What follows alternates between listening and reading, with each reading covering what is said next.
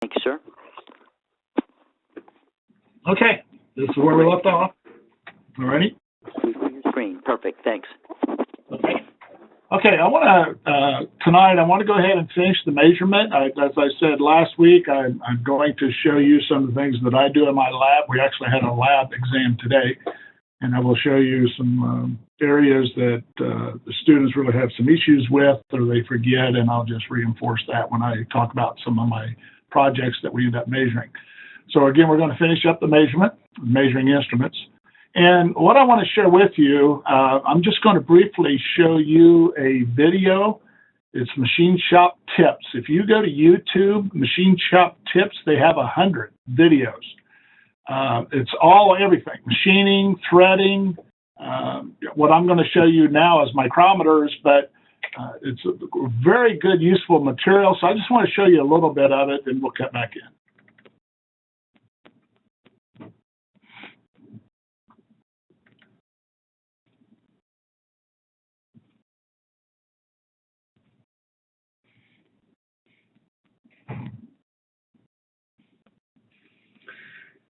Hello, Machine Shop fans. It's Dougal Kane again. I'm going to give you a little lesson today on micrometers. I suppose it's something that most of you already know plenty about, and many people do not even use micrometer calipers anymore. They're using digital calipers and dial calipers and so on, and I do use them myself as well, but I do prefer regular micrometers for lathe work. Far over the calipers, but there are many different kinds of micrometer calipers, and I think I'll go over just a few of them right now. The common outside calipers are available in many sizes, starting with a 1 inch and then moving up to a 2 and a 3 and a 4 and a 5 inch. Now, all these micrometers really only have a 1 inch movement, but the frames are larger, and they go, for instance, this one is from 1 inch to 2, even though we call it a 2 inch micrometer, we would call this a 3 inch micrometer, but it goes from 2 to 3, and so on. And there's many variations, many different manufacturers. I prefer the Starrett, but it's totally a matter of preference, and as far as I know, they're still made in America. I don't buy any of these new. These are all picked up at auctions and garage sales and so on, and I have many more than what I need, but I kind of have a passion for them. Micrometers have been around a long time, and here's an antique one that I just had in my collection, and I don't know how old this is, but it's certainly well over 100 years, and it could even be like 200 years. It's European, I believe it to be French, and it's a metric micrometer. And it only goes up to about ½ inch, which would be, about 12 or 15 millimeters. It's made of German silver, so it's kind of a neat-looking thing, and the screw is exposed, which would be a hindrance, of course. This thing is so old, I'm just imagining that Napoleon himself possibly could have held this at one time. There are, of course, digital micrometers, and this is a mechanically digital one. I do not own any of the electronic digital ones, and to be honest with you, I'm sick of things that have batteries. Here's another one that is a Mitutoyo mechanical, but it's metric. These are nice if you're not in the mood for taxing your brain. Well, what I use mainly is this Starrett 1 inch that my dad gave me when I was still in high school, and I still got it, and that's kind of the one that I grab when I'm doing smaller work. This is a stripped down model. That is, there is no spindle lock, there is no ratchet adjustment on it or anything like that. Now, micrometers are like cars. They can be bought with all kinds of doodads and attachments. Here, for instance, is a Starrett 2 inch, and it has the friction lock, so you can lock it and it'll pretty much stay where you set it, and it has a ratchet here on the end. Perhaps you can hear that, but when you tighten it with the ratchet, then you know that you're getting about the right amount of pressure on it. The kids at school often would take two take it down too much and get a false reading. And to be honest with you, use them kind of like a... Okay, so you can see if he goes through and he talks about the various micrometers, the various parts, I totally agree with him. I use Starrett. I believe it's a high quality instrument. And I do not use digitals, mechanical, or electronic. They have to do it the good old-fashioned way to actually learn how to do it. I want to show you a little bit of the second section.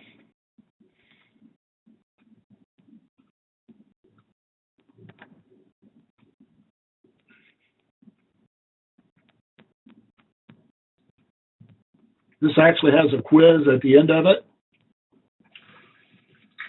Now, moments ago, I told you that there was 40 threads per inch on this thread right here. And the significance of that is that the pitch then is 1/40th of an inch. It is just 1/40th of an inch from that top of the barrel. Yes. The crest of one thread to the crest of the next. Divided up. 1/40th equals 25 thousandths if you do the math. Double, but anyway, it actually shows you how to read it. The reason I'm telling you that get back is to this that one. each micrometer. Okay, there you go. And I really like something like this because I can show students how to read it. All right, so each graduation I'm going to go ahead and get is out of that. 25 thousandths. So they give you a test, as you see that. 50. They actually give you a test, and with readings, and of course it comes up with the readings. All right. So in doing that, this is going to lead into the development of gauge blocks. And when I talk about gauge blocks, I really talk about having a standard to check everything else with. I talk about the functionality, the characteristics of the gauge block. And again, the majority of gauge blocks are made out of hard alloy steel. They've got to, as we can see, withstand considerable wear. You'd like to have them be practical and affordable, and they've got to be accurately sized and finished. We talked a little bit in nomenclature. I get into the combination of the gauge blocks. We come in to talk about series. I hit ringing quite a bit. In other words, placing the blocks in intimate contact so the reference surfaces adhere, and then we talk about a little bit about the film. Anything liquid, I use Mountain Dew because it seems like a lot of my students drink Mountain Dew and bring it into the class. I said that's going to separate the rung surfaces. Talk about the Johanneson, and again, the set. Various sets. I think we have 5 various sets out in our lab. My most important set that I use is Starrett 1-inch square. And again, we talk about how they're finished so we can adhere them together. And ringing, I do pass out 2 gauge blocks to each student, and they just pick the various sizes out of my set, and we practice ringing together. And I ask them why, why do they adhere? Of course, I get various answers, but it's vacuum. And I get a little bit in the surface metrology. We're going to cover this again later on today, but we talk about surface metrology. We're talking about the gauge block itself, and I talk about roughness and waviness, flaws, and lay. And you can see the waviness, the height, the roughness is the width, the lay is the pattern. And then, of course, a flaw could be a scratch or a ding, and then the roughness, the height. And again, this usually terms to describe surface conditions, and when I get to surface metrology, we will discuss this. There's your separation. Why do we have it? And again, it could be a poor finish, waviness, liquid film, oil, grease, whatever, Mountain Dew. And again, it could be the air film, but when we ring the surfaces together, we squeeze that out. And of course, when they're rung, apparently the metal-to-metal contact, some film might remain, but again, they'll adhere together. Again, I'm going to show them how to ring them. All right, and we end up doing this in class. And I said this is one way to check calibration. I also share with them the Starrett that I have. It has the number on the side of what gauge block you have, like a 0.143, 500. And that's how we can come up with a combination, and we'll be using the combination when we use the 5-inch sidebar. Talk about laboratory grades, and again, the former grade, we used to be AAA, and then we can see AA, A plus, A and B. Talk about the millimeter and the inch, the various tolerances. I get in a little bit of cost. This is federal accuracy grades, and the federal standard there, the 5C. And the new grades. And I really talk a little bit about the cost that general industrial practice, we do not need to get the best grade, if you will.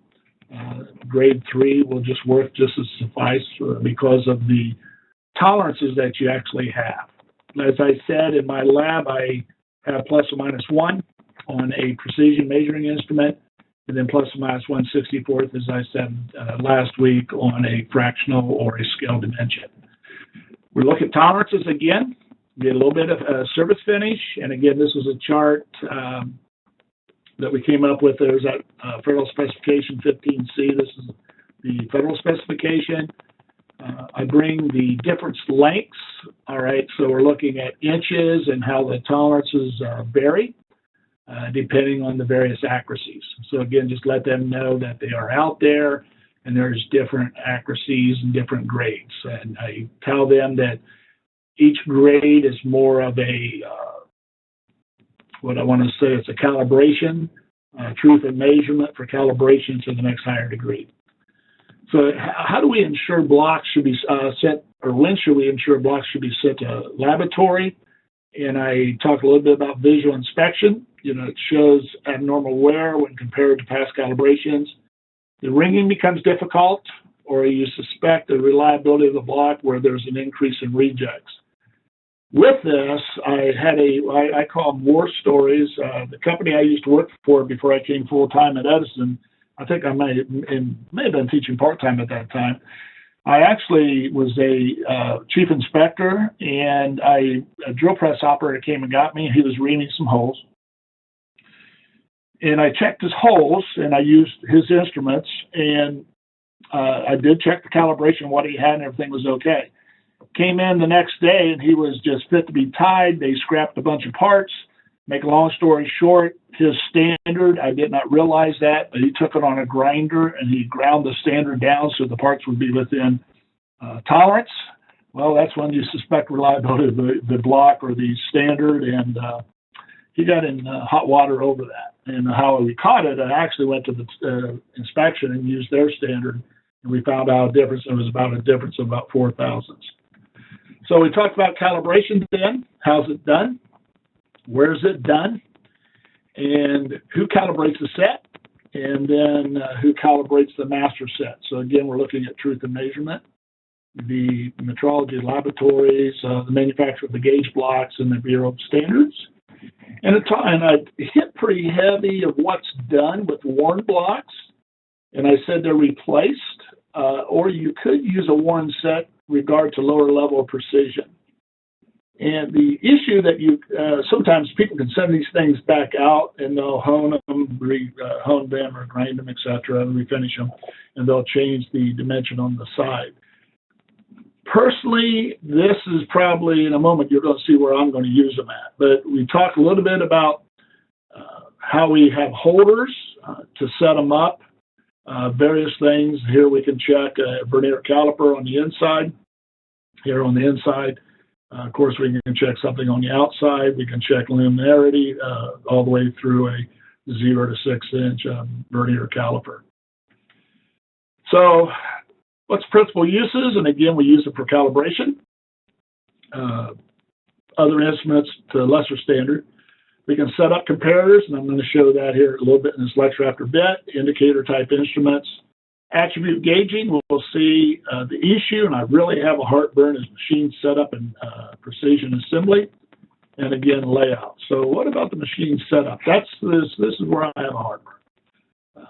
As I'm looking at this, and you can think of how hard the milling cutter is, even as we're looking in between here in the faces, that what he's doing, he's got a dimension he's trying to hold in between the two milling cutters.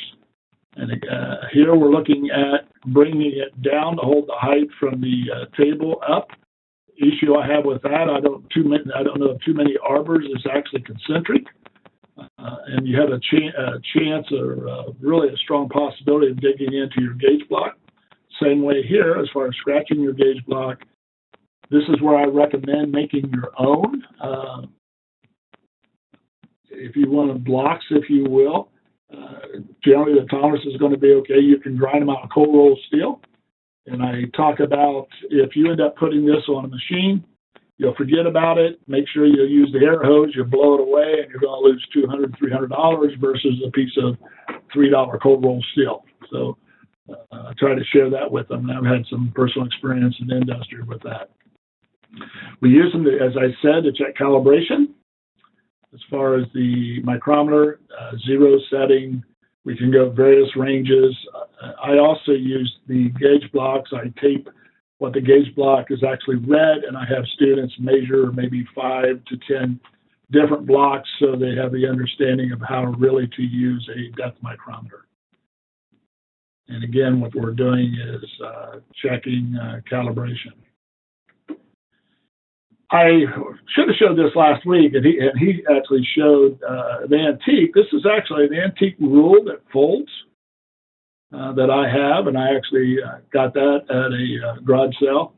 And then, but we also have the digital. And again, we also have a digital laser tape measure, if you will. I'm not sure what you call the thing.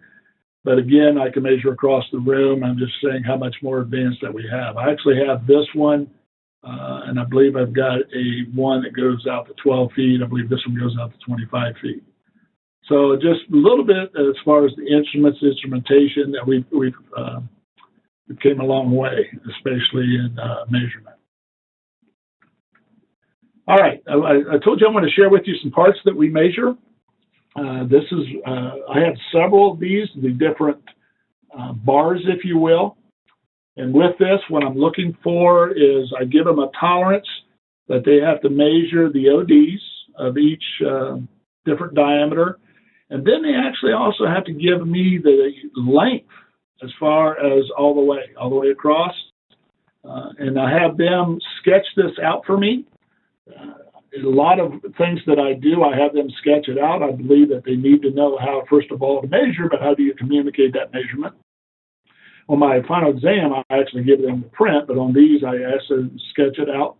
And what I end up doing is I'll have various sizes, and then I will, they'll keep the print with the part, and then I'll say, okay, switch it. So let's say, for instance, if you're my partner, I will check your part and your dimensions. You will check my part and my dimensions, and we'll see actually how close that we are. And again, this is a lap practice. What I'm looking for is plus or minus 1/1000th of an inch. Of course, I like to see it more accurate than that. But when I first start checking some of these parts, I get various, 1, 2, 3 degrees, 4 degrees, because they're not used to proper feel yet. This is some other parts that we measure. And as I look at this is interesting. I actually use this part here. I actually have about 6 of these, and when we do the scale dimensions, we use the outside calipers, the inside calipers. I actually have them give me all these dimensions within a fraction of an inch. So they've got to give me this span here, centerline distance, this span, and also with the depth. So they got to use a depth gauge. Again, I do the same thing. I have them check this part.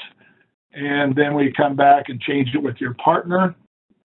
And as we change it with our partner, we'll actually check the dimensions. I do the same thing here. We've got 1, 2, 3 bores, if you will, and they've got to give me the center line distances. With this, again, we're looking at computational mistakes because they have to give me, if they go this way, they got to measure half the bore. If they go out here, they got to subtract half the bore. Are there any questions on those parts? So again, what I'm looking for is they really know how to use those instruments, and especially with the calipers, we're looking at feel. This one's very interesting. With this one, we're using the verniers and the telescopic gauges. And what's interesting with this is that if you look at this slot, and this slot, so if you, as you look at it longitudinal all the way across, I have them to give me this width of this key and the width of this key. And I give them, and on the print, I want the center line distance. So I want the center line distance from here to here. On this, the back face, there's actually 2 bores, and if you notice, they're not in line. All right, but again, I want the center line distance, actually from here to here, and I think it's from this face to this face. And again, what's the distance from the center line this way?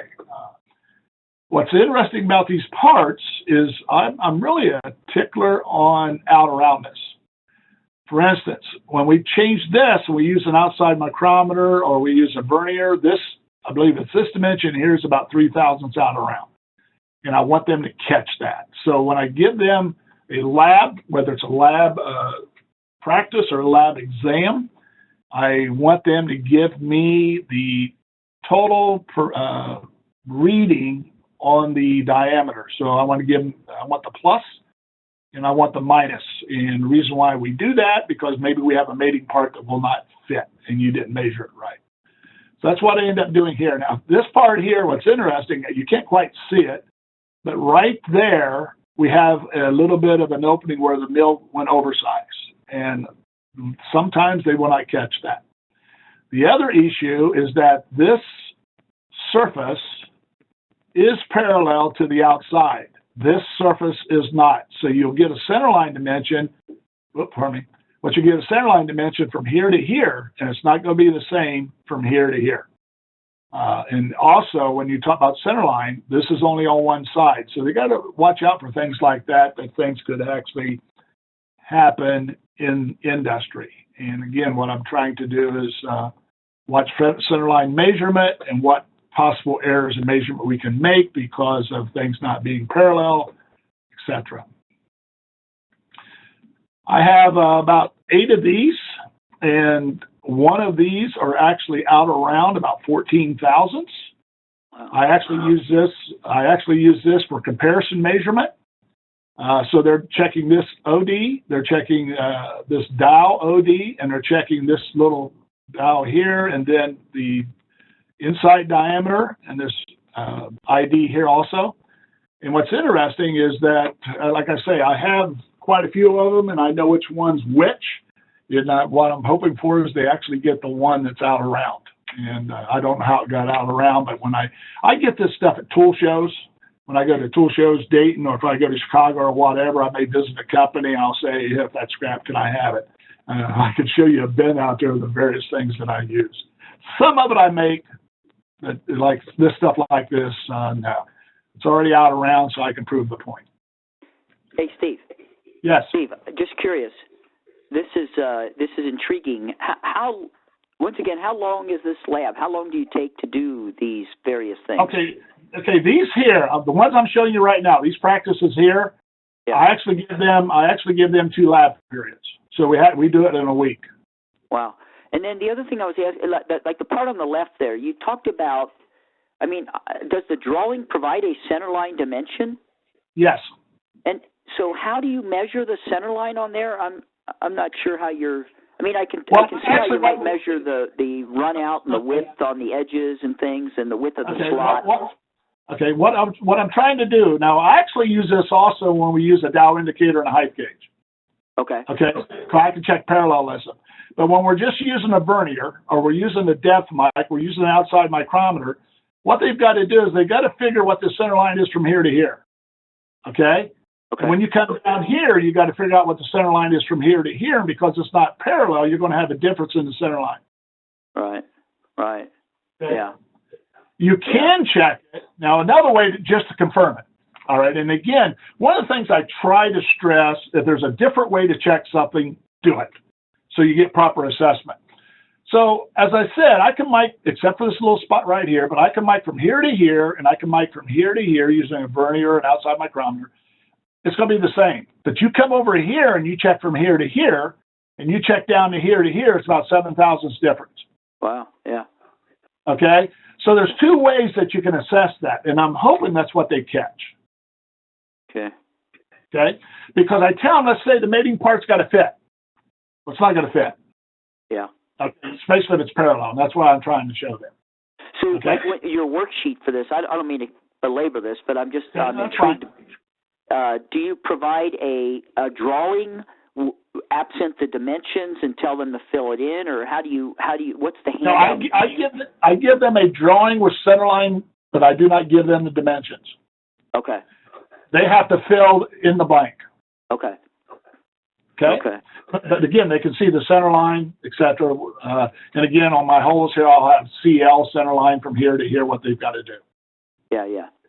Okay. Sounds good. Great. Thanks. Okay. And again, I have fun with that one. All right. This one is a pain. This is their lab exam. And if you notice and again, I give them a drawing on this one. And I tell them, for instance, this is hole P. This is hole P, this is hole Q, R, S, T. And when we come across, they got to give me the center line dimension here. They got to give me this center line dimension here. All the center line dimensions, it might have been from this surface, from a point of datum plane. Same way with the other surface, they got to come down this way. All right, so what I'm looking at is, number one, they've got to measure this, whether they use a telescopic gauge, small hole gauge, or the vernier, and I think the vernier will fit in there, or the verniers we have. So they got to come up with half the bore, and then they come up with, again, how they're checking it. Now, what's interesting, you will get students that will take the outside measurement of a vernier and try to measure that, and you can't do that because of the flatness, and it doesn't really it gets the web here, what we're talking about. I can figure out what that is. I used to have to do that out in the industry, but it's better, how would you actually check that? All right. And again, you can't use a vernier unless you have a knife edge vernier. And again, if you have a knife edge vernier, you can check it that way. What I have them to do is I actually have a knife edge vernier, but I also have them set this up. My recommendation is they set this up and use the height gauge and come in here to get these dimensions from the datum plane. So this part here, it actually takes them almost 2 class periods. Now, they just finished this today, and they had 2 weeks to get 4 pieces done, and this is one of the parts. I'm going to show you the other parts here in a moment. So this wasn't practice. This was actually a test. Now, what I'll end up doing is, because I have 2 of these, but usually what I'll do is I'll put them in groups, and I'll count it as a group grade. So they've got to check it, and then they compare their answers, and they'll turn it in. They have to sign the sheet, which we did today. So in other words, they agree that these are the dimensions. Okay, so that's a lot of fun with that. I got some more I'm going to show you after a bit. Okay, so then we get into measurement by comparison. Talked about how do we compare. I actually have a comparator out there. We look from a standard to an unknown. And again, you're only as accuracy of what the standard or the scale or the discrimination of your scale and a reading of the scale. So what we're doing is we're checking an unknown to the standard. And it talks a little bit about, depending on the accuracy of the standard, again, discrimination. So we get into 2 types of the measurements, all right? The direct, coming off of the reading, and then the comparison measurement. We actually do both of these in our lab.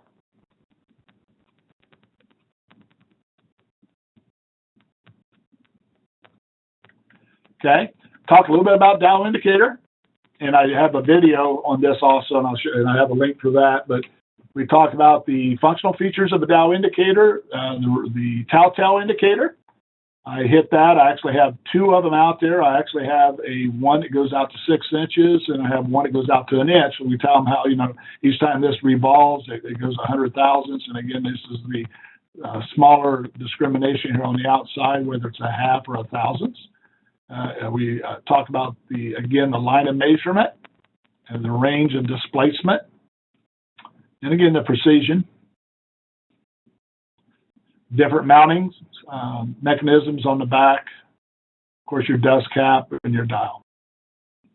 With the dial, you'll see here in a moment, but we'll talk about the various dial faces. A little bit of terminology. We get into a direct measurement is static. A comparison measurement is dynamic. And we talked about the sensitivity of the instrument. And really what we're talking about, what's the change with the input versus the output. I use a Stare 196 indicator. It's got, I believe, 250 thousandths travel, 1,000 increment, and then we've got a little small indicator, a tenth indicator. So again, we talked a little bit about the input, the output, in reference to the scale of the measurement. And you'll see some pictures of that. So again, direct comparison. We're going from a standard to an unknown.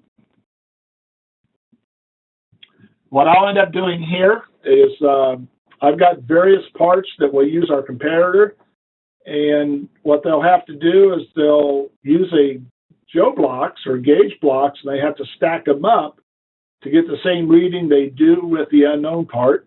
So they got the standard and they got the unknown. Once they can set that at 0, I may have 7 parts. They got to tell me what's the difference between the 7 parts. So they got to set 0 setting, go plus or minus, so they get some practice doing that, and I'll share that with you also here in a few moments. But again, we're talking about the movement of direct measurement here, and the output and the input.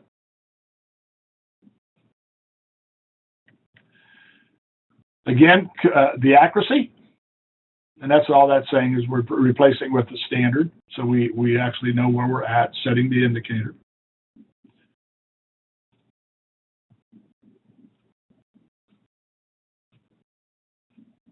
I'll probably do this lab in about 45 minutes. All right, why do we set 0?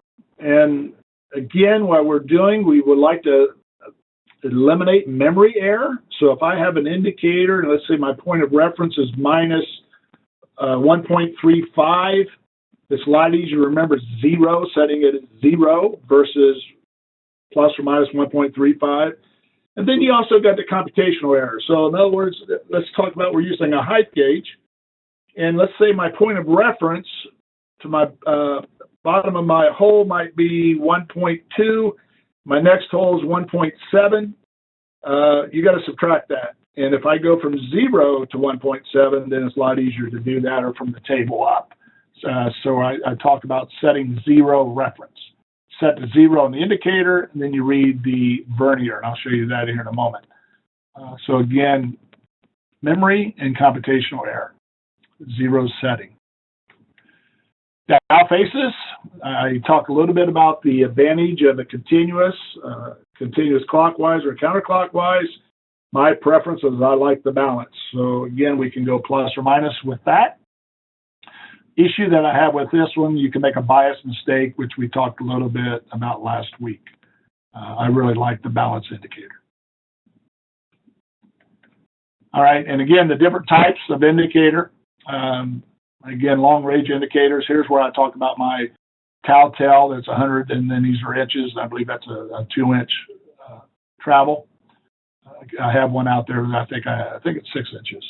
And again, we talk a little bit about the sensitivity of the instrument, the precision of the instrument, and the smallest dimension precision that you can read as far as the increment. And we use both. Okay? I'll show, we have the Sterrett one. I got a picture of the 196. All right, talk a little bit about gauging. And one thing that I'll end up doing is I know someone at Sterrett. It's a distributor for Sterrett. And I get Sterrett catalogs, and I also get a Sterrett handbook that will teach students how to read verniers, micrometers, depth mics. As I mentioned last week, that Sterrett catalog has a lot of gauging in it, gauges in, I should say, and various instruments. We've talked a little bit about showing pictures of the various things that we can set up, like the dial board gauge, the dial micrometer. I actually have one of those in my lab. Setting up cutting tools, snap gauges, etc. And what we're stressing here is that we're getting away from feel, that you got to watch your alignment. The do's and don'ts. All right, here we're talking about, again, I have several comparators out there. I think I have 3 that almost looks exactly the same, but we come up here and we use our good old C-clamp and our indicator coming out here. This is the do's and don'ts. You got to watch your clamping. Springboard effect as far as you have your indicator, the looseness. This is more rigid, if you will. Of course, you got to check the play, but this is more rigid versus the homemade setup. I'm not saying this isn't going to work, but if you end up doing this, you got to double check your calibration. And we'll talk about that here in a moment.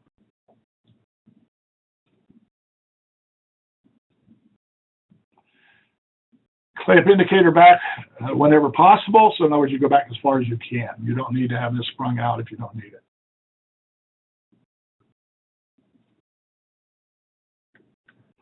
Different points, purposes of the different points. This is a bonus question that I use for my exam for this section. When and where to use these. And again, attachments that you'll get with various stared indicators. The Stare 196 has this attachment here. And again, we'll see here in a moment as far as a picture of when and where to use those, like right there. Okay, so we're looking at concentricity on the engine lathe, and we're looking at a setup on a machine.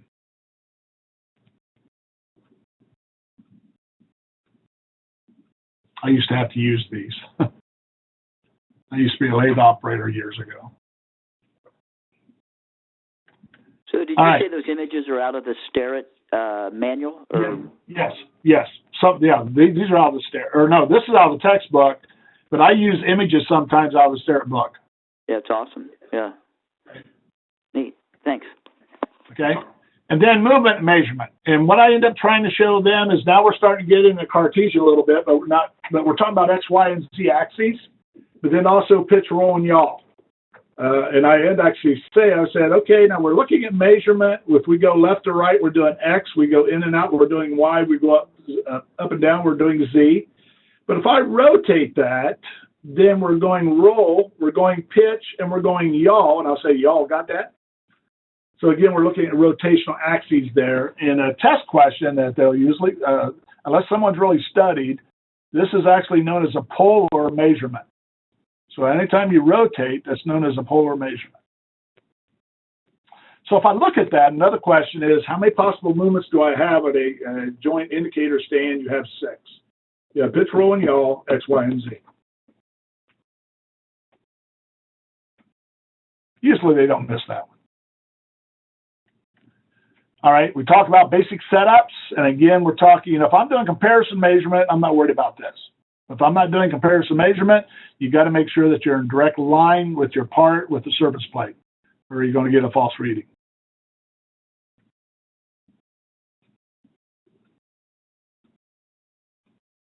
Got to be in line.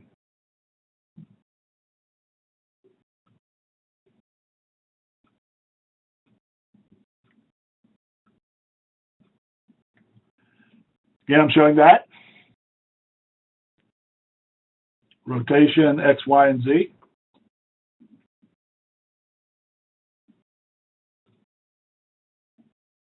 And I spent quite a bit of time showing this out on the lab. I got a pretty good sized granite table, then we have 3 small granite tables.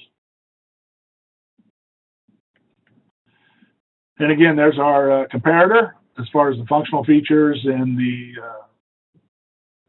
metrological features. And there again, I'm showing the sine cosine error, how that happens. And there's the videos reading and using the Dow indicator, and popular videos is Dow indicator. And this just shows the various Dow indicators, the precision of the indicators, thousandths, discrimination, etc. So again, you can click on those when you get these and you'll see those. And again, all these are out of YouTube. All right. Another part. This is another exam. And again, I told you I give them 4 parts. This is the one that you saw that they did the fractional dimensions. And now we're doing, I just give them a different print. And now I want them to give it to me in precision, plus or minus 1/1000th of an inch when I'm looking for a center line.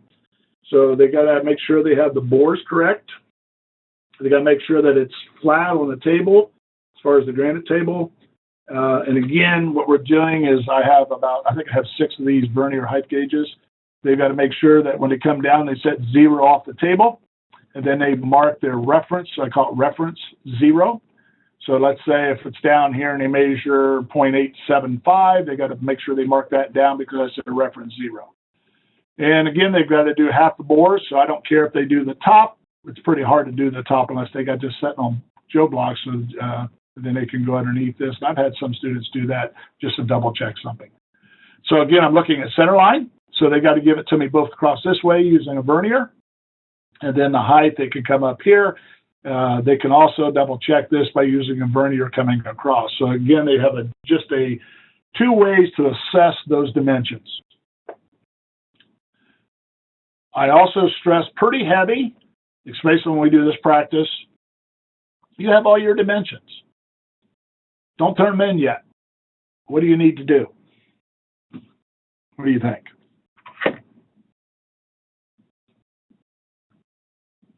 You got to check your calibration. So you got to make sure you bring that down to 0, and that better read 875.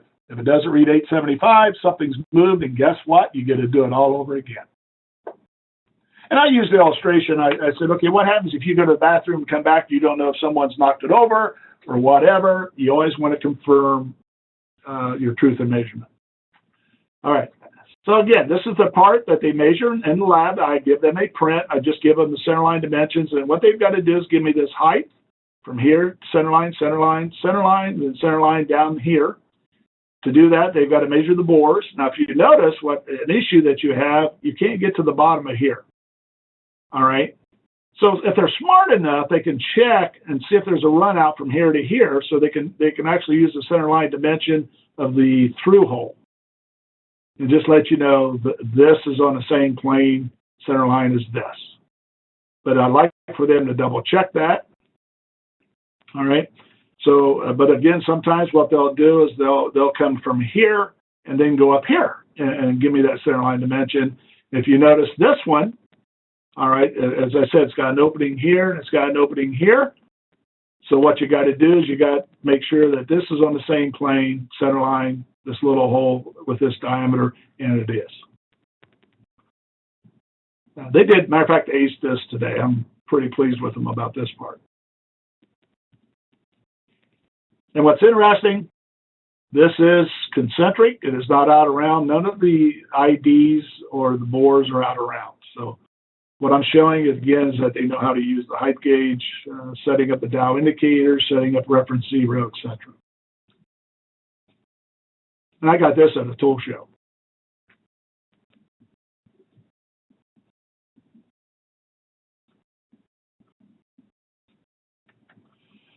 Okay. Any questions as far as the comparator and Dow indicator measurements? All right, get right into angular measurement. And what I'm showing them here is how do we check angles? And again, we talk a little bit about basic geometry. The particle, if the line move, if a point is moved, it's a line. You move the line, a plane, you move the plane. You got an initial line, you move the initial line, you've got your angle. And again, actually, there's several test questions there. Terminal line or an angle.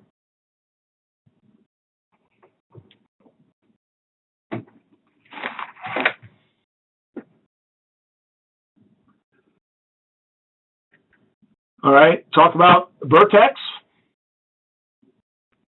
And again, if lines are not parallel, at some time you're going to have a vertex. We talked about the sides, the direction of the sides in reference to the vertex.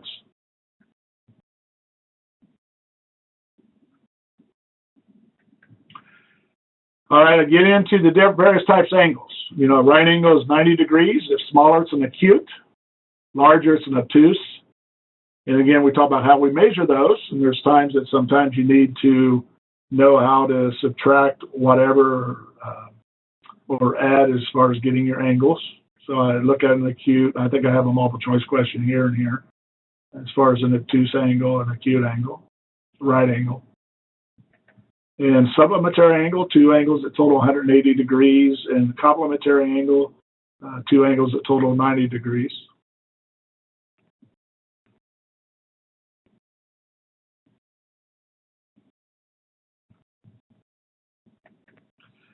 A little bit about trig. I do not get into trig functions. I do let them know that it's here. Majority of these students, they may have already taken trig or they may not, but in our degree program, they have to have trig. So usually in this class, they haven't had trig yet. When we talk about the given angle, hypotenuse, side opposite, the various formulas as far as the things that you would use to try to figure out the cosines, angles, etc., so on and so forth. So I just let them know that we do have trig functions. Talk about squareness first. And again, how do we check square? If something's square, the machine is square, etc. Again, we talk a little bit about the combinations set that we use with that square. Talk about functional features as far as precision squares, and I talked about this quite a bit because I said the company I used to work for, we actually had a 48-inch square. So when you get all the way up here, you can actually move that back and forth. So you got to watch out, make sure that if you're checking with the cylindrical square, and you'll see this in a moment, that you have the quality and the precision that you're supposed to have. Talk a little bit about the clearance that you have here in the corner, the beam and the blade, the knife edge, and how do you check it? Well, you have a cylindrical square. And actually, I think there's a video on that that will actually show the proper use to how to check that. What I'll end up doing here is I'll show them, I'm saying, okay, if I touch here, and I turn it around, and I touch up here, we got an issue. Something's the matter. And again, usually that's going to be the square. If I touch here, and I come over here, and I touch here, and I got daylight here and daylight up here, then the square itself is off, not the symmetrical square. Here's where, again, where I show you got to take that blade back and forth, and I'm thinking the next one shows that. Okay, so you want to make sure that your edge blades is with the diameter of the round part or perpendicular to the surface of the flat parts. So, Steve, I don't mean to keep interjecting, but I'm intrigued by all your stuff here. Do you tie this into geometric dimensioning and tolerancing stuff too? Yes, I do. Yes, we do. Yep. Yeah. Matter of fact, they use my same parts. Yeah, I was going to say. Yeah, when I teach the class, yeah, I taught the class. Yeah, I taught the class last year. We used the same parts. Wow. Yeah, because I'm interested in some specific stuff on ways of demonstrating, some of the key principles of GD&T, not exhausting it. Yeah. And so now that's in a different course then, or how's that work? Yes, it is. No, that's a different course. Okay. And what do you call that? How's it structured? It's actually GD&T. Okay. Oh, okay. Yeah. We have blueprint reading and sketching, which they all have to take first. Yeah. And then they get into GD&T. I'll be darned. And then you have a lab where they validate GD&T principles with exactly right. Wow. Yeah. In GD&T, we actually take one lecture. We teach dimensional metrology. No kidding. Man, I'm going to have to get copies of that stuff. That's intriguing. I'm interested in that. Okay. Yeah, thanks. Sorry. Yeah, it's I think it's MET 236, but I can send you, if you go online, you can check the syllabus. Okay, yeah, I'll go on your website, yeah. Okay, get into universal bevel protractors. They have an issue with this. I actually have two of these out there.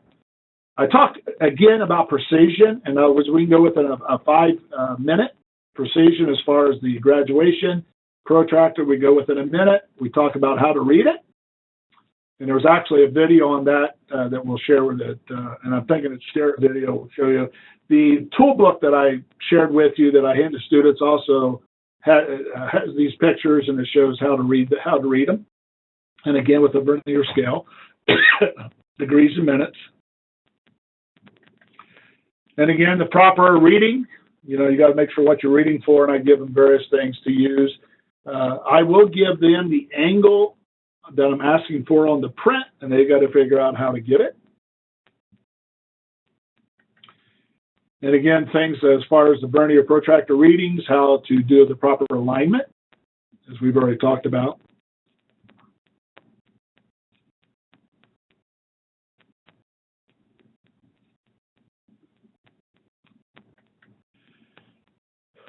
And again, proper alignment.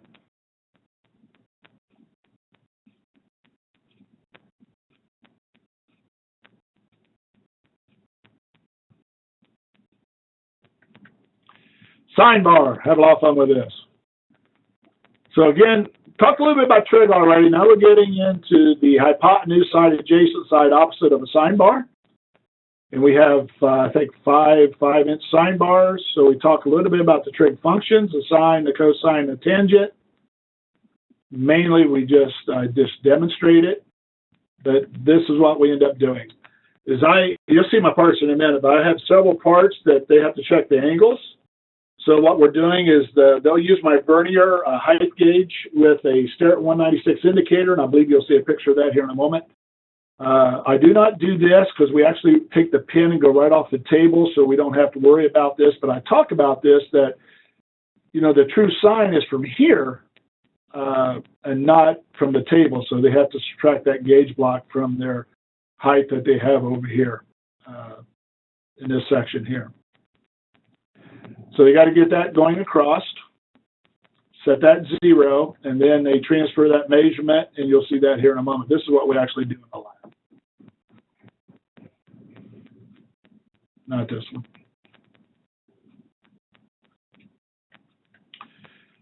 Talk about different setups. We actually do an included angle. You'll see a part here in a minute, another part that I use for an exam. Just different sine bar setups.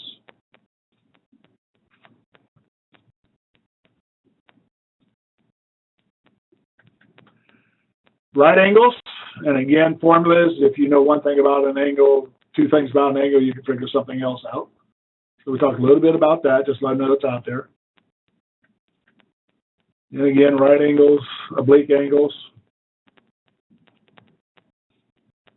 And again, they cover most of this. As a matter of fact, they cover all that in trig.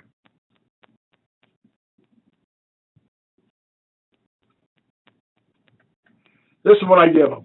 I give them a trig chart. It goes up to 45 degrees, so I show them how to read this. So again, they look up their height of their Joe blocks. They can come over here and give me the dimensions. Now, what's interesting about this is if you notice, like 25 degrees, this is 2 inches. And then you'll see they don't have the 2 in front of the 0.1144. Sometimes they'll forget that, and they'll just write down the 0.144, and they'll forget the 2, and I warn them about that. But when they do an exam, I can't give them that answer. And usually what I'll do is I'll say I have a height of 1.675. What is the angle? And they give it to me in degrees and minutes, or vice versa. I'll say, okay, I want to set up 42 degrees, 13 minutes. What height would you give the operator? And here's a video, and I'll just show you just a little bit of this video. And again, this is the machine shop tips.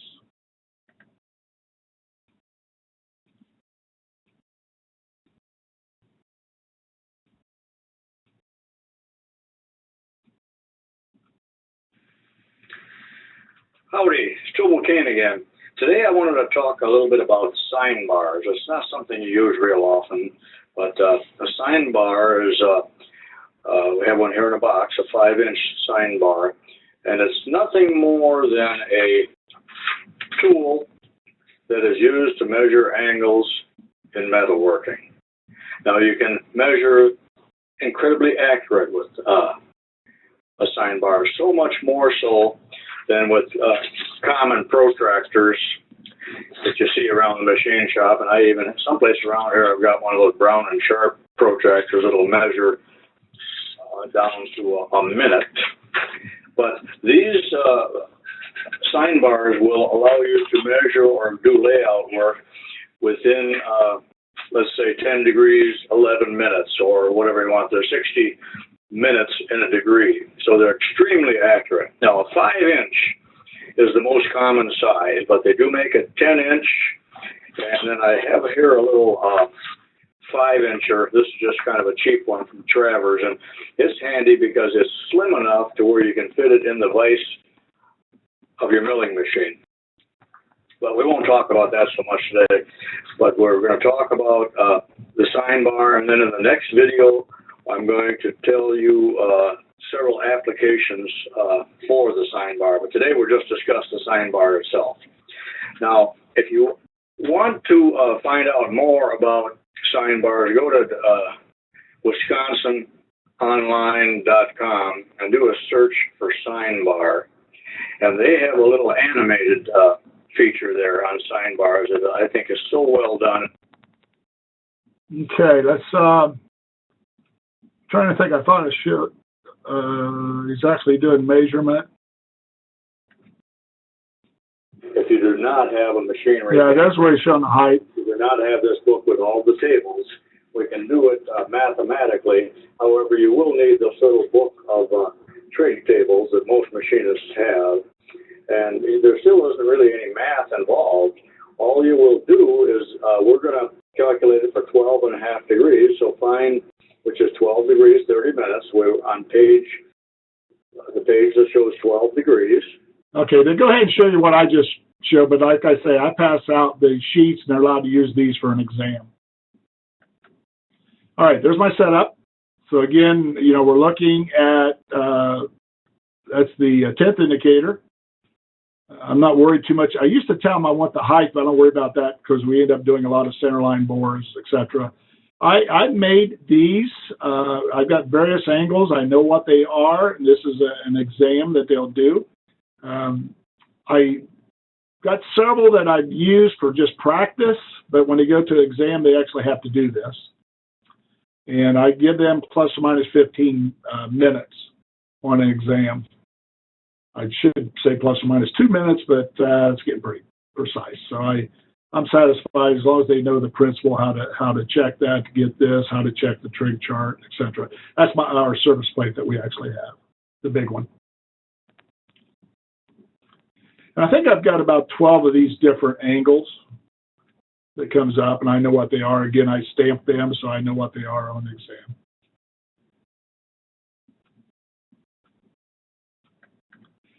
There's my exam as far as the final. And again, what this is a pulley. They've got to give me the included angle, so they have to know how to set it up. Of course, you set it up this way, get in here with that little indicator and get this true, so they got to know how to figure up the included angle here. And just let you know that's 11 degrees, included angle. They actually have to measure this whole thing. When I do threads, the only thing I'm asking them to do is give me the OD in the thread. So they got to give me this OD, this OD, this OD. They got to give me this included angle. And they did real well with this today. I think they were like 8 minutes off, and boy, I'm really pleased with that.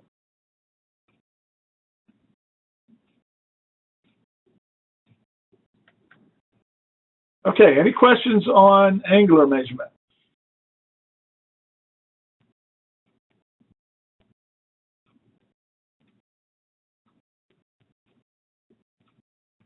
Okay, a little bit about surface metrology, and again, I'll just cover this pretty briefly because there's another section I'm going to get into today. But what is surface metrology? So we talked about what is surface metrology. It's a geometry and texture finish. A matter of fact, this is a test question. What's the synonym for surface metrology is topology. And there we look, as we said, we get into the deviations from perfection. That's where, again, we talk about the roughness, waviness, error, form, and flaws. And it varies according to the lengths of their spacings.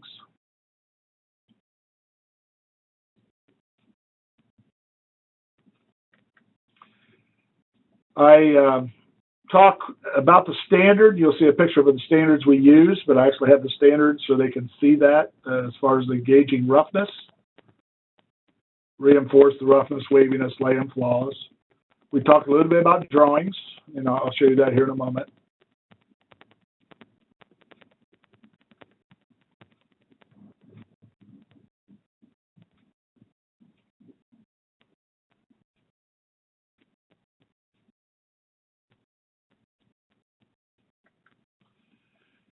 Surface texture.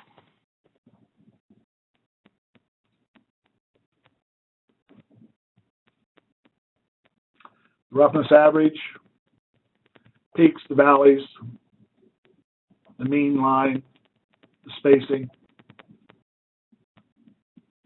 Again, your flaw, your lay.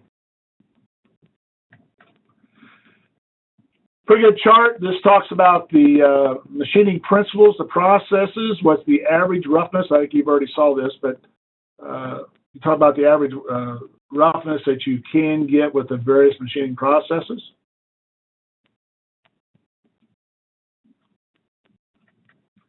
And there's the, I actually have 4 sets of these. Shows the various machining application process with the various micro finishes, 125, 63, 32, 16. I think that's an 8 and a 2. So we can look at the lay pattern, machining pattern, whether it's grinding, horizontal milling, vertical milling, lapping, reaming. I passed this around the classroom. We also have a profilometer, although it's broke right now, but I'm planning on ordering another one, a digital profilometer, so they can see what that looks like. And in essence, this is actually a test question. The general machine shop surface finish is a 125. A grinding finish is 63. A sealed surface is 45. And I'll talk about why wouldn't you want the sealed surface to be not be 16 or not 125. All right, because if it's 125, it's going to tear. If it's 16, you're going to blow out the seal. And that's a test question there. Okay, stylus with the profilometer. Talk a little bit about that, and I have one. Again, I still show it. It doesn't work, but they can see the stylus move back and forth. A little bit about texture symbols in construction, things that you'll see in industry. Material removal, allowance, material removal prohibited, etc., and then the surface texture symbol. I see a lot of this, the basic surface texture symbol here with a number beside it. And again, the lay pattern symbols. What I end up doing here, these are different lay pattern for as machine processes. And I'll say, which ones do you believe would be a good O-ring seal surface? And again, if you're looking at them that's straight, they're not. This one's acceptable because the pattern is not going to escape. That's not acceptable. That's not acceptable. Matter of fact, it looks like maybe that's the only one that's acceptable. That one might be. Okay. Depends on how close these actually are. And again, just the different lay symbols. ISO standard surface texture symbols. And again, the basic symbol.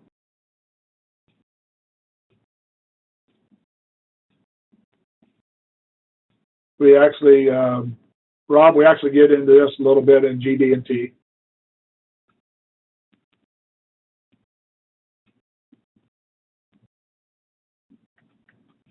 And again, what's it look like when we print? Again, unless you got a note down there, it tells you all surfaces are 3.2, but again, what are the various symbols that you have? And I've got several drawings that I have from industry that shows the various symbols.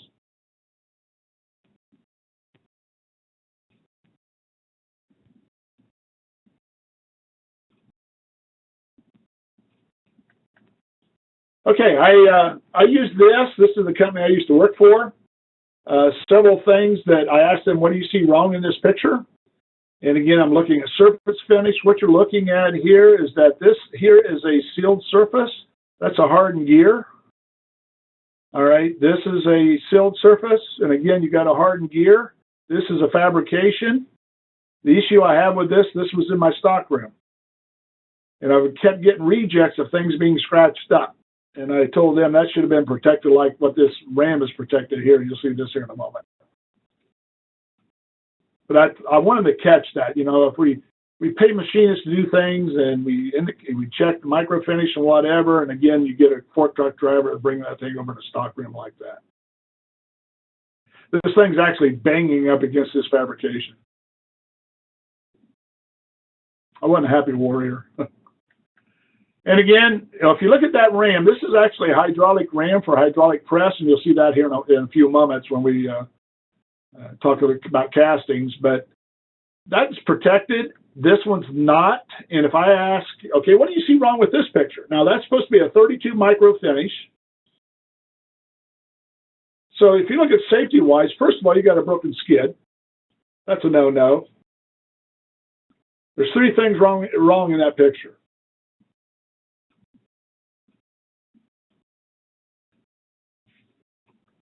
Got a homemade eye bolt. Ain't no way in the world I'd pick that up with that. And then you got a piece of wood sitting on top of the finish. And what does wood have in it? It's got moisture. So again, I just share that.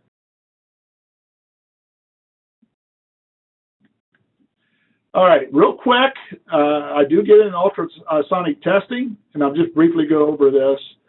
And again, I talk about how do we measure things if we can't get through to them or drill a hole through them. How can I measure the Alaska pipeline? How do I know that it's 1 inch thick? And talk a little bit about the Alaska pipeline. You know, is it really solid all the way around? So again, I'm asking them, okay, how do I really know what that thickness is in ultrasonics? Company I used to work for, we would buy 48-inch plate. And how do I know how do I know I don't have lamination? Or I can actually measure that with ultrasonic, and you'll see that here in a moment. This is a company I used to work for. This is a French press. We actually have this press here out in our lab. But the one I want to show you is this one. Now that ram that you looked at is down in here. This is a hydraulic compression press. The issue that we had run into is you'll see in a moment about core shift. And we talked a little bit about castings, but sometimes a core shift, in other words, just picture this going at an angle. This would be thick on this side, thinner on the other side.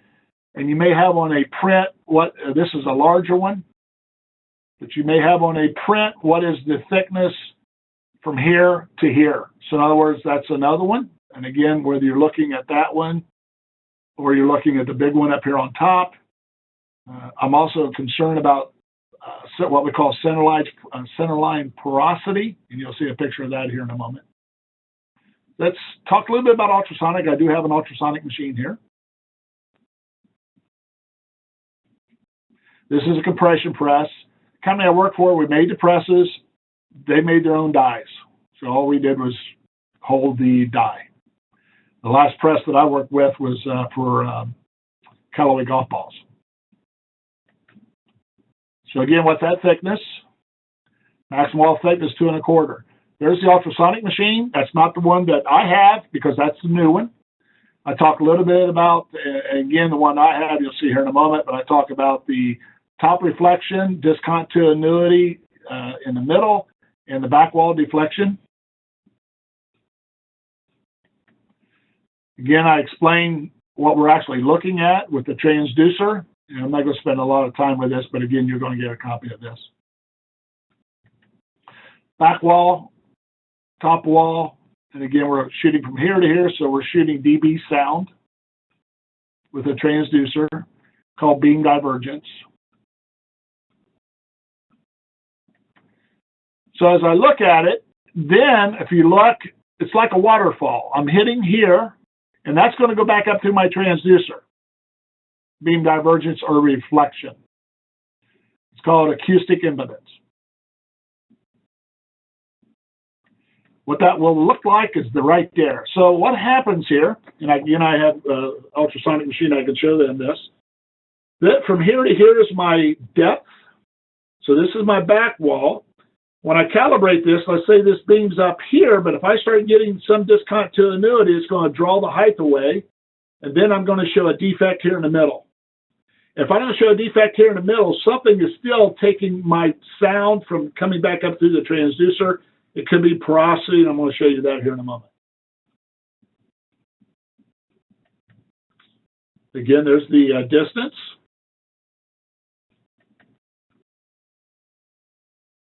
Flaw, top, bottom.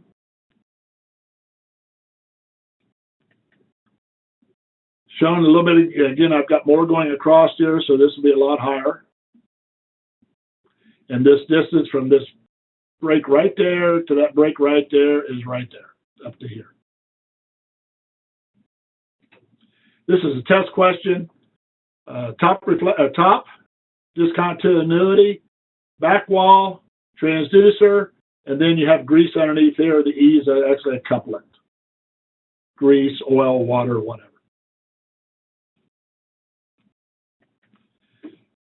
Again, the air gap, the couplet.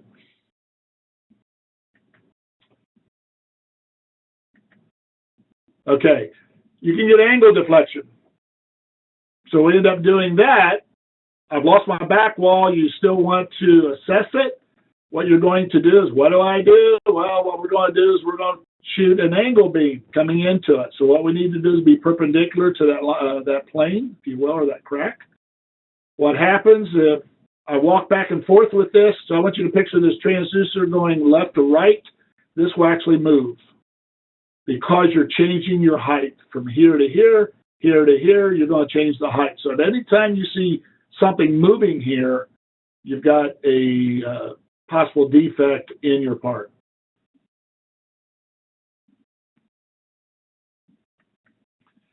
All right. I got a war story that I share, and I don't have time to actually share it with every bit of it right now, but before I was certified to do this stuff, I went to check some castings that was bad for a company, and their man was certified in ultrasonic, and I was not, but I had experience because we bought the machine, and I knew that I could take it over to a weld shop if we had centerline shrinkage, and you'll see this here in a moment. He asked me what's a DAC curve, and I said, I don't know what DAC curve is, and they jumped all over me because I wasn't certified. Make a long story short, they put the part in the welding booth, they carbon darked it out, it had the prettiest porosity that you would ever see, and you'll see that here in a moment. So they asked me to find out why their transducer, their machine didn't, and again, he had the real good machine, why it didn't they didn't detect it. Make a long story short, I noticed when he did his calibration, he put way too much sound in it. He had a bad transducer. He put my transducer on his machine, he could see the porosity. But a DAC curve is what you do is you set this up by using blocks. I want to go back here. So you set this up by using blocks, and then what happens, this is acceptable. Anything out of the DAC curve is a reject area. The new machine, when you set this up, it will actually, anything goes outside the reject area, you'll have a light go off and a bell or whistle. With my machine, you'd actually have to draw this line, and you have blocks that you would actually use to check your calibration. And the reason why I talked a little bit about this, level 1 is straight beam certification. Level 2 is angle beam, mainly with welding. And level 3 is submerged beam. This is some of the information. And again, I have a video here of ultrasonic testing. Don't laugh, that is me with our machine. This is the machine that I have here now. This is when I worked for the company. We had porosity in this bottom of this cylinder. And again, the couplet was the grease. There's what we pulled out of it. And again, you can see the porosity here. That is a no-no. And again, you can see the various porosities. That actually came out of that. So again, I use ultrasonic to check thickness, measurement, and porosity.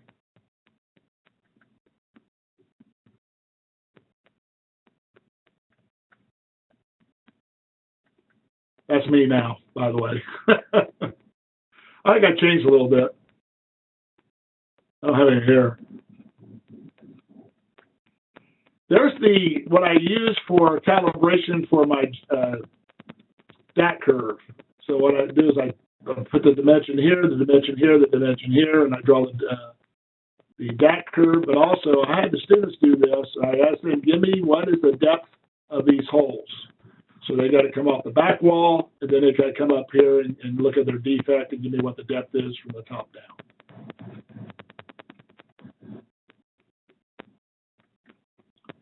Okay. Any questions on measurement? That finishes that up.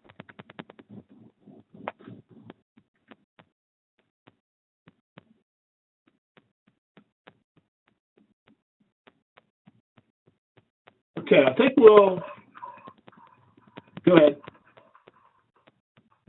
No, I was just going to tell you I was fine. Okay. All right, I want to go, I mean, we can go to castings, we can go to welding. Let's go ahead and go to welding. I think I can get this done. So when I look at the CTAG for welding and manufacturing, we got distinguished between the fabrication processes such as welding, fastening, and adhesives. And again, I'm just going to briefly cover some of this, some of the labs that I do. How do we apply the skills? You know, what do they demonstrate, et cetera, so on and so forth. I actually spend 2 weeks in welding and 1 week in welding symbols in our manufacturing course.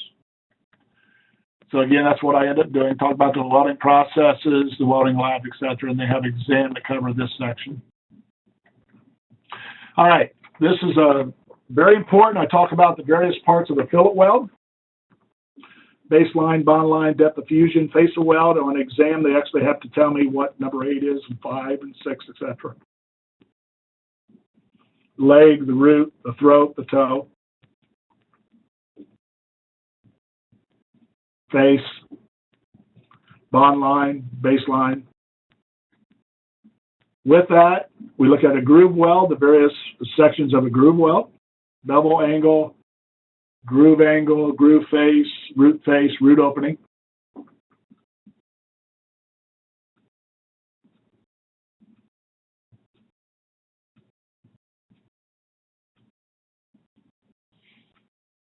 And again, this is a test that question I give on a test.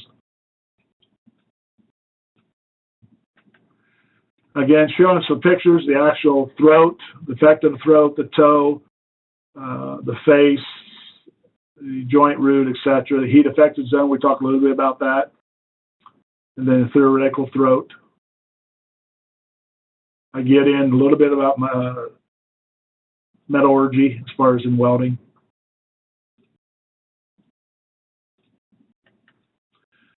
Forces, tensile force, compression, bending, torsion, shear. So they'll see that. And when we look at designs, etc. Torsion or twisting. Then I talk about the processes.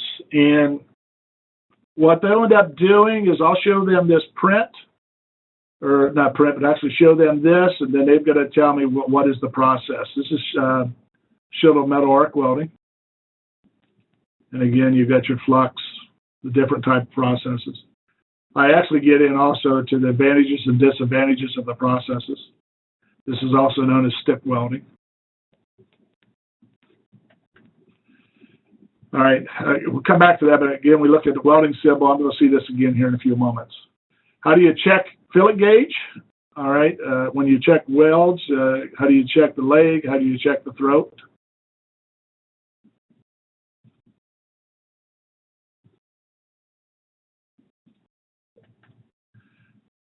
All right, I think I've skipped some here, but I'm going to come back to this here in a second. You're going to see these welding symbols. Okay, I'm thinking, talk a little bit about fasteners, and I believe that's intersection in here.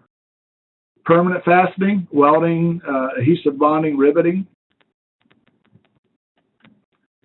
And again, adhesive bonding, test strips.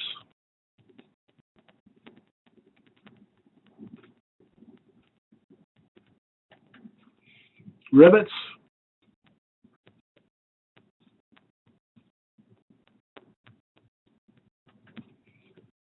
And I don't know why those were there, but anyway, again, I get in welding principles. What is weldability, service weldability, fabrication weldability, influencing factors. You know, we get in a little bit of terminology.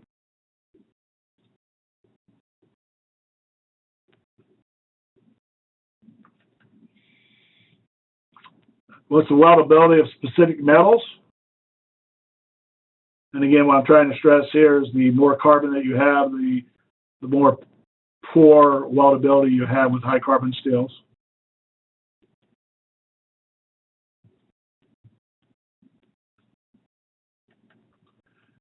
Welding conditions, talk a little bit about melting points, thermal conductivity and expansion, electrical resistance and surface conditions.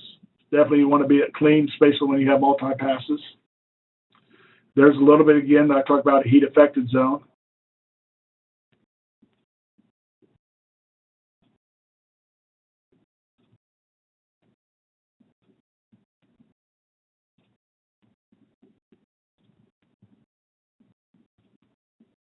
They're pretty heavy on surface conditions. Make sure it's clean, especially when you're doing multi-passes. Terms, coalescence, this test question, growing in one body. Fusion welding.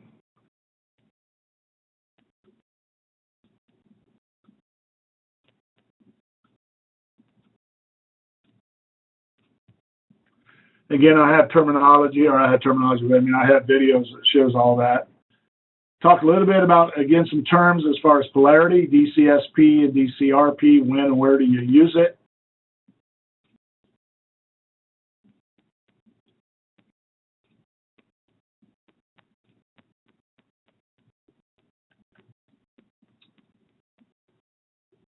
Acceptable fusion to the root, what's not acceptable. And again, we're showing lack of fusion to the root right here. And I actually have pictures that I show them, x-ray pictures of various weld defects.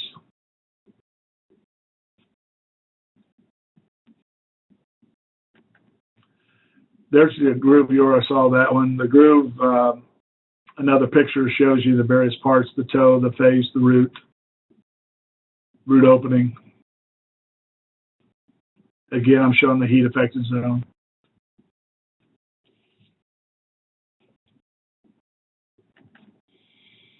Joints requiring penetration, and I talk about 100% penetration here. Then I also share with them another war story that I had. A company did not give us 100% penetration on our parts. The only way we found that out was with the ultrasonic.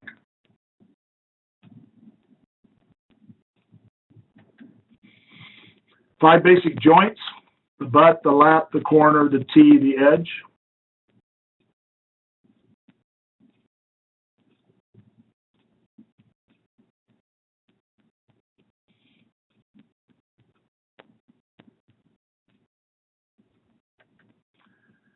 Application. Now, they have an issue with this. When we're talking about application, we're talking about is how do you apply the weld. Now, it's either manual, semi-automatic, machine, or automatic. So when I ask them to give me the 4 applications, what they will do is give me the processes. They'll say shoulder metal arc, flux core, submerged, or whatever. That's not what I'm asking for. When we talk about application, we're talking about how do I apply the weld. And they need to know the MA, the SA, the ME, the AU abbreviation.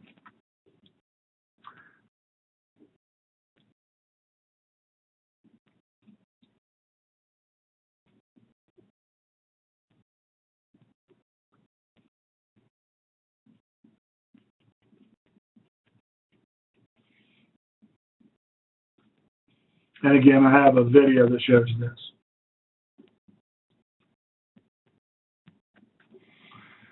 Groove welds.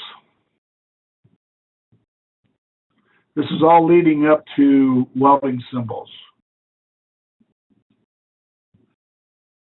Single V, bevel, U groove, J groove, and I talk about the advantages and disadvantages of each one.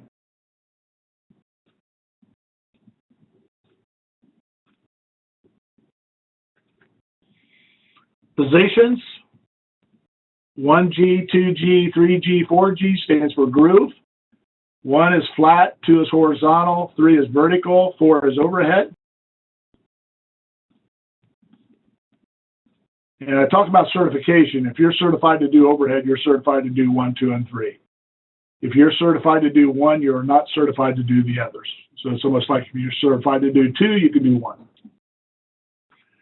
So with the welding positions, as far as the groove weld, then you can see the fillet weld flat. So you got flat, horizontal, vertical, overhead, and then as far as the groove, and then you talk about the flat and the fillet welds.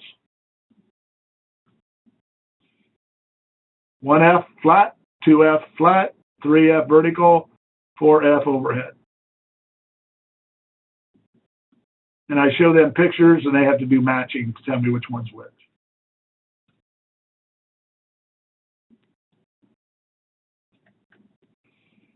Pipe welds, positioning. 1G, 5G, it's horizontal fixed.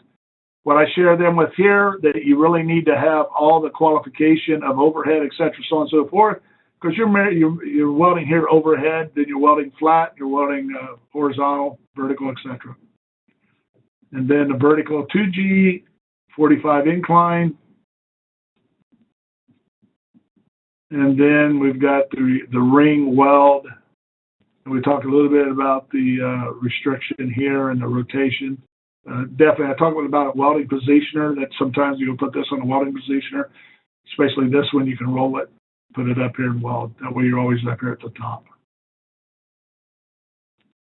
This is a roll here, 1G. 5G is fixed.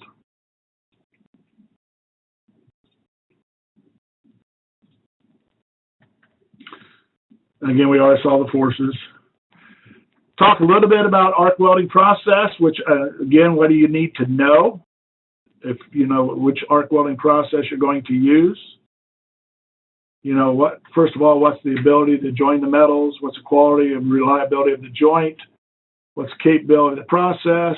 What's the most economical way? And do you have the necessary equipment, and how familiar you are with those equipment? Of course, you got to be concerned about design, user reaction to the method. What about distortion, service requirements?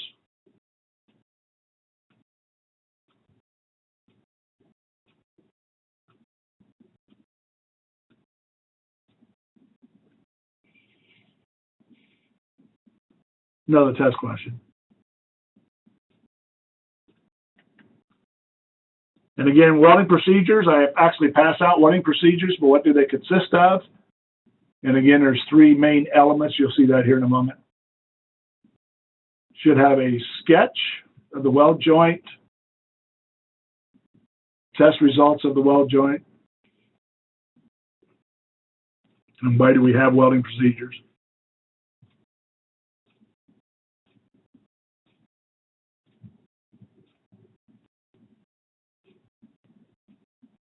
Actually, I said I pass out, I believe I have 3 examples of welding procedures.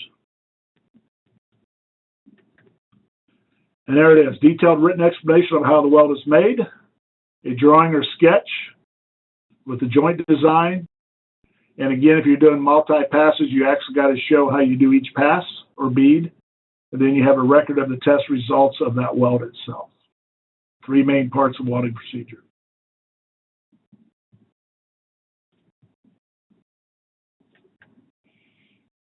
And again, these are variables as far as qualified welding procedure. Things that you will see in the procedure itself.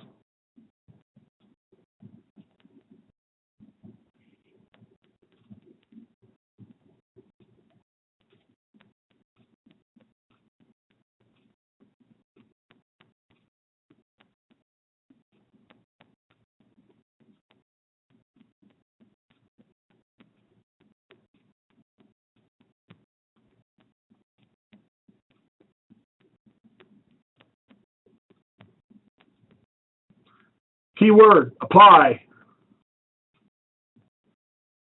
So again, that's your manual, semi-automatic, automatic, or machine. Do you preheat? Do you have to post-heat? What is your welding position? So again, they need to understand the 1G, the 1F, etc. And again, going back to my different processes, carbon arc welding.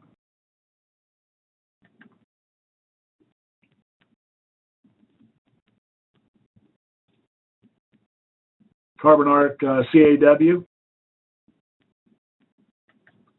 Shielded metal arc welding, known as stick. We talked a little bit about the advantages, disadvantages, the range, equipment range, and what's the limitations. Again, what I show them is this. They have to tell me what the process is.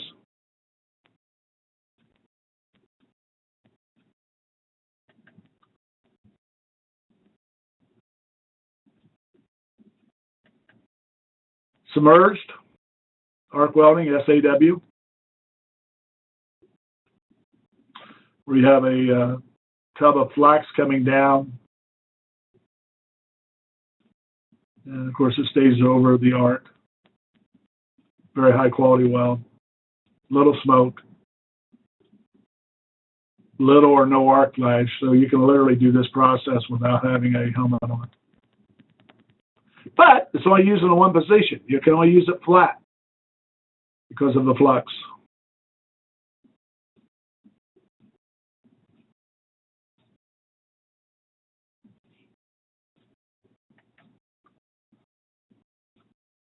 And again, just another picture of it, submerged arc welding. Gas tungsten arc welding, again, they look at the equipment, they look at the nozzle. gas supply, cooling water supply, torch, the advantage and limitations. This is actually known as TIG welding also. So if they've heard of TIG, they'll say gas tungsten arc welding.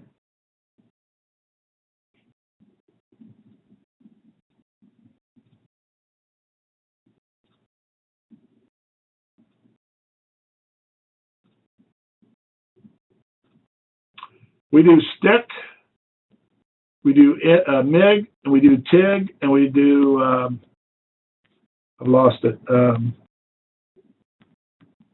I'll think of that. We do 4 processes. Oxyacetylene.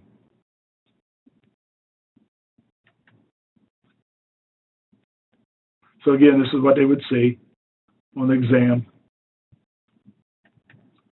Plasma, Paul. When do we use it? What's the recommendation?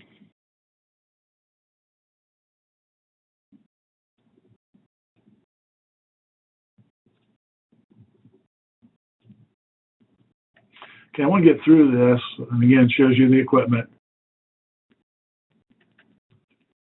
Gas metal arc welding, MIG. We do this in the lab. I do not allow them to bring anything in the weld. I don't want that liability. What we end up doing is I have metal pieces out there, and all they have to do is give me a fillet or a groove weld, and I look at the weld. I do not grade the weld. They just need to do the process so they know and have the understanding either how easy or how difficult it is. When they do the stick weld, they do stick it. And again, I want them to know that. And again, we talk quite a bit about safety on each and every one of these processes that we use in the lab. I tell them I'm not going to make them welding technicians.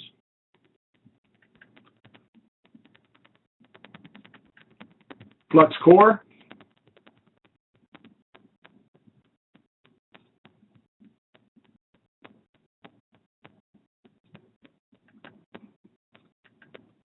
Stud.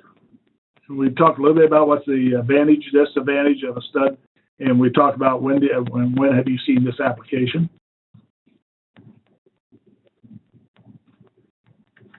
All right, I'm going to get through this electroslag welding. So I talk about every one of those processes. I believe I have a video on every one of them. We talk about the advantages and disadvantages. As I said, we end up doing 4 of them in lab. Oh, the one I was actually thinking of was plasma welding, which we actually have that also. Air carbon arc. This is what they use to blow out that hole in that cylinder that you saw. Talk a little bit about that process. And oxyacetylene.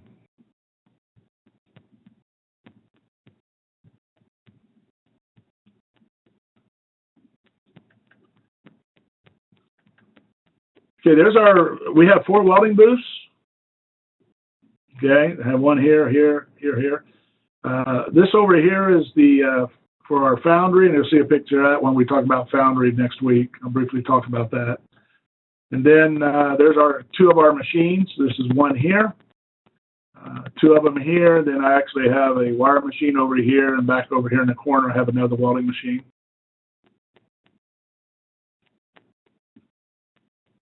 And we use helmets that are, they automatically darken. They don't have to raise the hood. You just got to make sure the batteries, and again, they have a light that comes off if the light's not on, the battery needs to be changed in the helmet. Again, talked a little bit about metallurgy, heat affected zone, etc. Chemical compositions of the weld.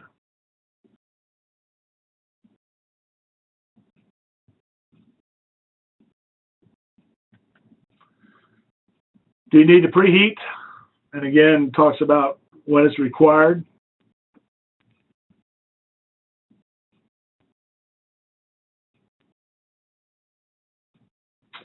Various applications as far as various steels and how much should you have to preheat it for.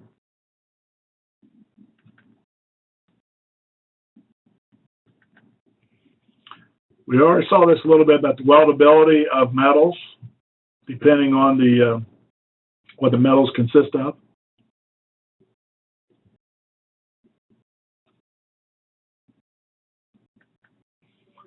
Weld fillet size recommendation. On the thickness of the plate, what's the fillet size of the weld recommendation?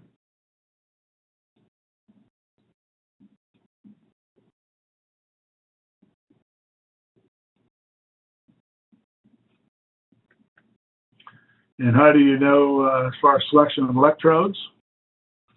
You need to know what your chemical composition is, your mechanical properties, and again, what is your fill rate, your solidification, and your welding speed to determine which electrode you're going to use.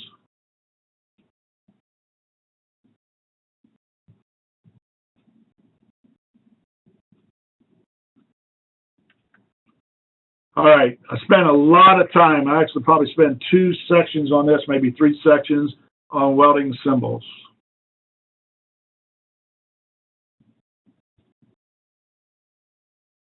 Again, you're going to get a copy of this, but I definitely believe that people in engineering need to know how to weld or how to read welding symbols. This is just what a welding symbol consists of. Another test question. Reference line, arrow, basic weld symbol, dimension, supplementary symbol, finish symbol, tail, and your process within the tail. And what about conversion cost? And why do we do it? Versus casting, for example.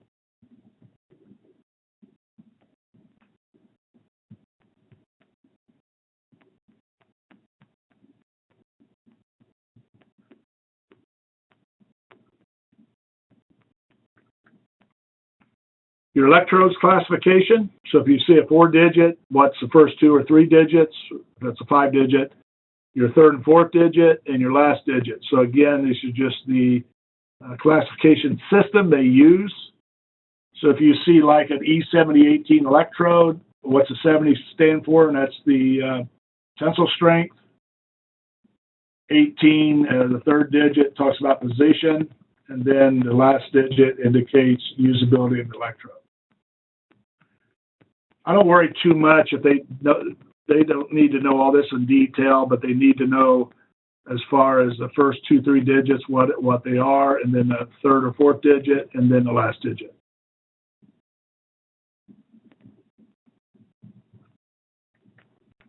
And again, that's what you would see, 70, 18, 60, 11 electrodes.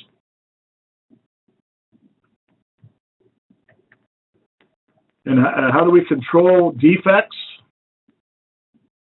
And again, I spent a lot of time on that, but I'll just tell them a little bit about, because again, I'm not making welding technicians out of them, but we talk about hot cracks, we talk about cold cracks. Talk really about how do we have defects in weld, or how do we recognize those. Glossary. And again, all the various types of glossary things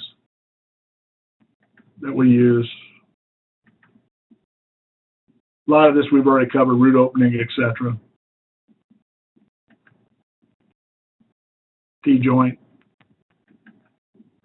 And then supplementary symbols. Now we'll get into the welding symbol itself. What's the flag for? All-around symbol is weld around, all-around symbol. Concave, convex finishing symbol. How do we do it? This is grind, machine. Concave, convex.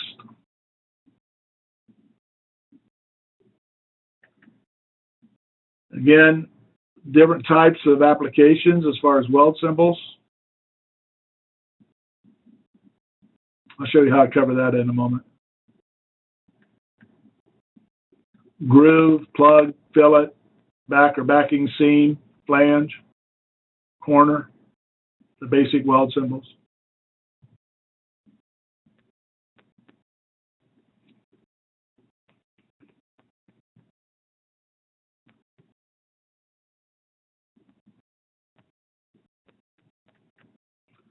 There's your joints, just showing pictures of how the application is with the butt, the T, the corner, edge.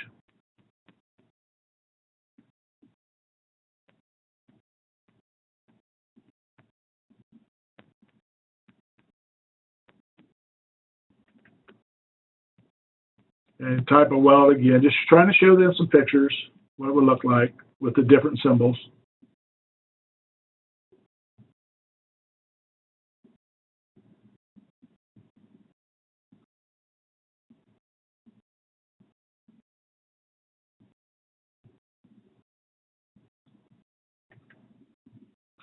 There's that throat again.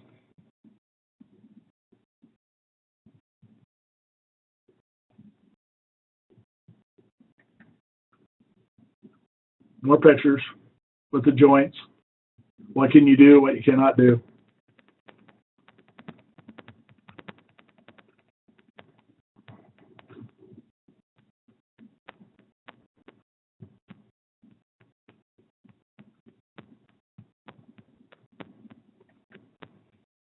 I like pictures.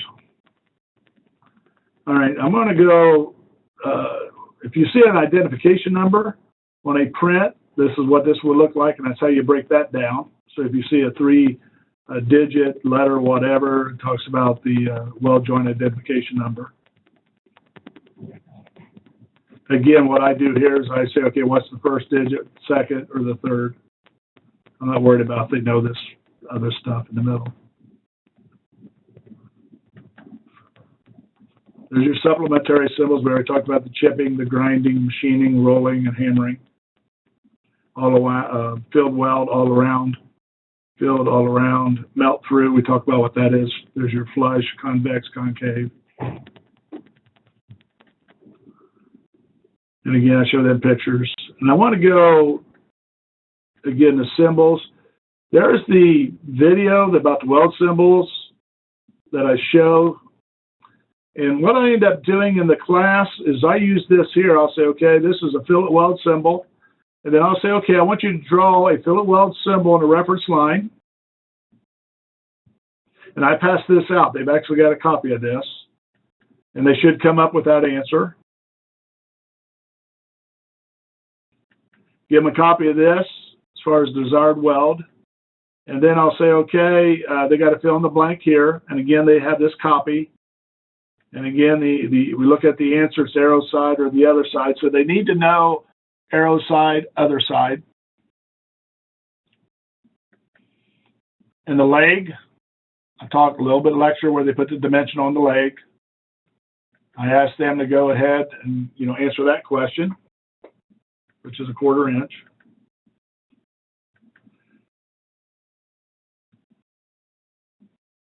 One dimension shown, they're both the same. That's called equal leg. And here, this is an assignment they have to do. Draw a symbol for 5/16 weld and a 5/8 weld. And again, if you read it, this is what they should come up with. So they're getting practice doing some welding symbols.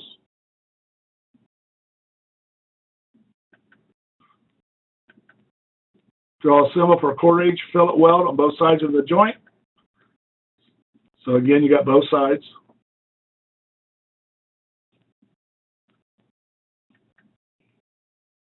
Okay, what happens if you have unequal leg, or not unequal dimensions on each side? So again, draw a symbol for 5/8 weld on side A and a 1/4 inch on side B. They should come up with that.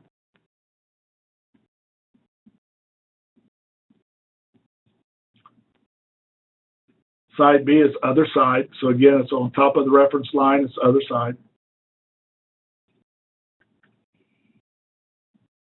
Length. And again, I'm going a little bit for this because we're about ready to quit here, but I give them experience all through here. In other words, I lecture, I ask them to fill in the blank and give me the answer. Unequal leg, which they have to give it to me. They have to tell me, they read this, then they have to do the drawing. Now this here, I allow them work in groups. I think that helps some people. But on the exam, it's a take-home exam, and it's about the same thing, except they have to answer the questions. I think I have 19 weld symbols they have to answer on the exam, take-home exam.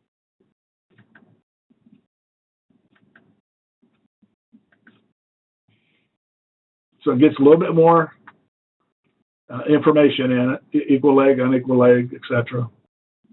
Arrow side, other side. Lengths. With lengths, we get into different weld directions. And again, I have to draw that.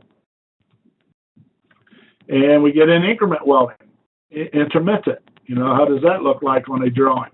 So again, that's what it looks like. I lecture that, show them that, and I actually have a couple examples. Talk about the pitch, the length, how we measure it, when do we use it. Again, this is what they got to do.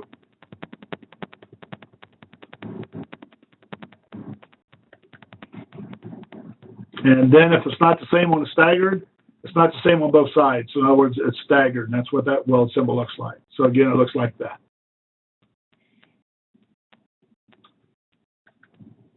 So again, that's what they got to do, whatever I ask them to do here.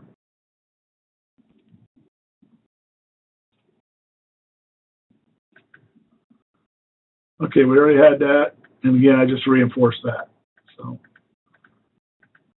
okay, any questions? That's mainly what I end up doing on the welding, and again, we practice with this. This is all repetitious. Okay. Adhesives and glues, I just really talk about the advantages and disadvantages as we go through here. Cure times, pot time, setup time, adhesive bonding, I'm just briefly going to go cover this. Natural adhesives, synthetic, thermal adhesives.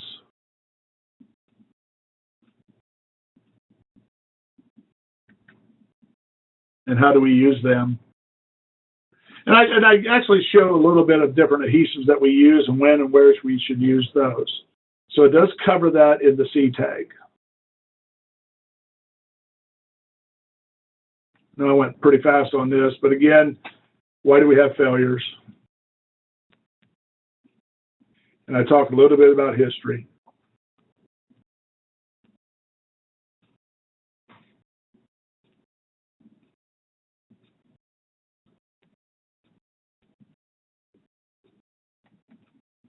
Okay.